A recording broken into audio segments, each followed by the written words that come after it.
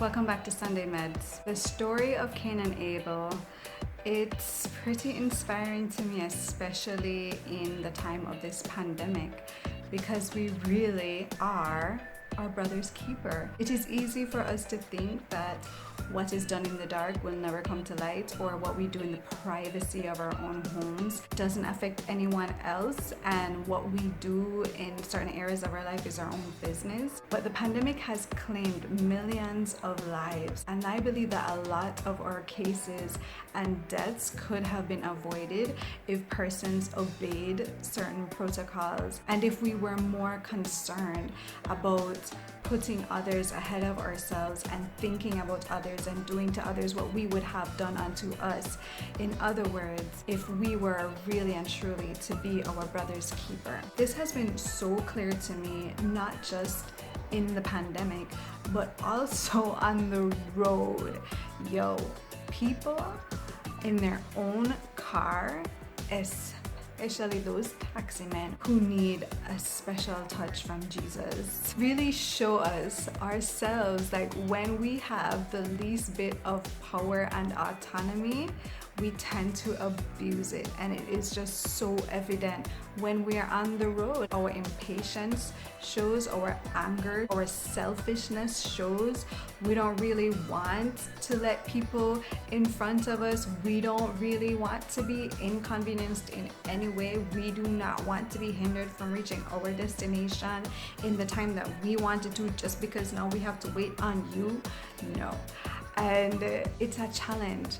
The pandemic has really challenged me. Anytime I hit the road, challenges me. I'm thinking about, are we really being our brother's keeper? And the things that we do and we think that they're so private, when we look in the Bible, people's most private moments that they wouldn't even confide in their best friend, it's now written permanently in the Bible for generations, for the entire world to see. And everything that we do or don't do, or say or don't say or think, all of heaven knows. And God himself knows our thoughts from afar. He knows what is going to come out of our mouth. He knows the prayers we're going to pray before they're even prayed.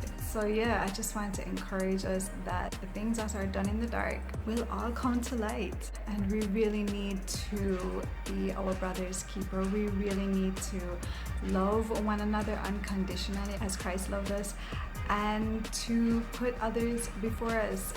And the only way that we can do this and be our brother's keeper is if we are receiving from God on a daily basis and just living our rich relationship with him, because then it will be so much easier to not see someone cutting in front of us in traffic, or feeling so constricted by government protocols. We won't feel so oppressed by it, and we have rights and all of this hoopla, because we're still living in rich relationship with God on a daily basis. I'm not negating or dismissing or downplaying the inconvenience of living with other persons. That's why bear with one another scriptures exist, because we need to be told, be patient with one another, endure with one another. So yes, it is hard, but the fact is, it is our reality. We live in the world with billions of other people, but God has given us all the tools that we need to successfully live together here on earth as it is in heaven.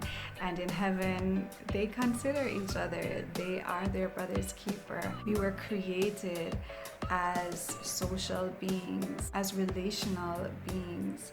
We were created to interact and to live with others. So I just pray that the Lord will continue to shine on us with all the grace and love and compassion that we need to successfully be our brother's keeper. And hopefully we as a church can lead others successfully in being our brother's keeper. Be encouraged. See you next week.